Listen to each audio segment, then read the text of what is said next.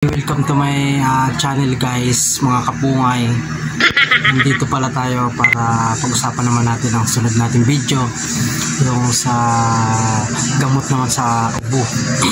Kasi sa panahon ngayon guys, talagang kailangan natin maghanap ng ibang paraan ng gamot para makatipid, kasi mahal na mga bilihin. Pero guys, bago ko simulan yan, subscribe muna kayo ng aking YouTube channel. Support na lang guys. Maraming salamat. Huwag na natin patagalin to guys. Intro. Pagtas ng intro guys, simulan na natin.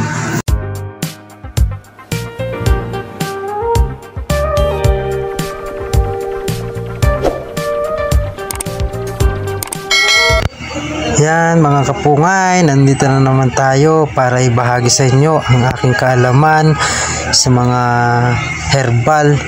Sa mga hindi pa alam, pagpatuloy lang ninyo panood hanggang dulo. Tingnan, nakikita nyo guys itong mga dahon, napakaganda. Yan ang ating pag-uusapan. Dahil ito daw, hindi lang daw talaga, ito talaga nakakapagpagaling ng ubo. Kasi subok na to ng marami na nakapagpagaling talaga to.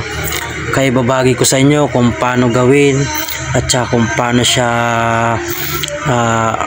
inumin. Just lahat babagi ko sa, basta panoorin nyo lang. Huwag nyo lang kalimutan mag-subscribe ng aking channel. Maraming salamat.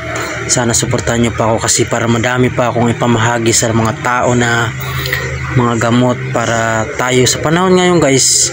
Kailangan natin makatipid talaga, kasi sumahalin ng bilihin ngayon, mamahalin na talaga guys. Kaya pagpatuloy lang natin para matuto tayo, lalo na guys to sa mga bata. Mas effective to kasi hindi naman to chemical guys, organic to guys, herbal. Kaya walang problema to sa mga bata. Ang gawin lang natin guys, kumuha lang tayo ng 6 na dahon. Huwag naman yung pinakailalim, huwag din yung pinakataas. Medyo yung taas, kita nyo guys, may dahon na 2 maliit, tapos sunod-sunod pa dun sa babang kote. Yun, doon kayo kumuha guys. Yan ang kunin nyo, tapos ilagay nyo lang kung paluto ng kanin nyo. Yung in na kung tawagin sa amin, kasi lalagay nyo sa ibabaw. Sa ibabaw ang 6. Tapos pagkalagay nyo, alam nyo na mapipiga na siya, lalagay nyo lang sa tasa or baso. Pipigain nyo naman siya ngayon. Yun ngayon, yung katas nun ay pwede nyo salain. Kung may dumi, magano kayo ng salain nyo.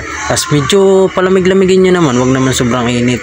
Yung kaya nyo lang higupin, inumin, mga ganun guys.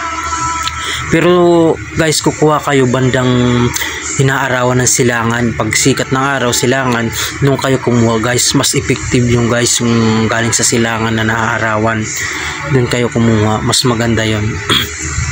Ito guys, sa totoo lang, sa bakuran lang namin yan, binidyoan ko lang siya para ipakita sa inyo na napakaganda, napakataba.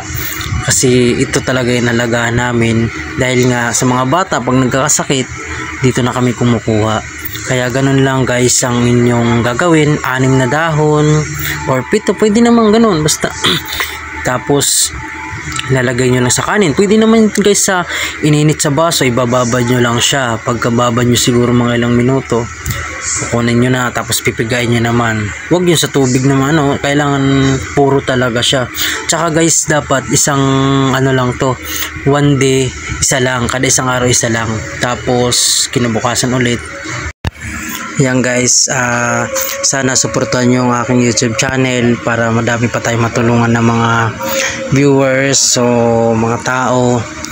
Salamat guys, sana subscribe lang at saka pindutin ang notification bell para updated kayo sa mga gagawin kong video na herbal. Para halimbawa pag may nagkasakit sa inyo, di alam nyo nang gagawin. Kaya ganun lang guys, maraming salamat.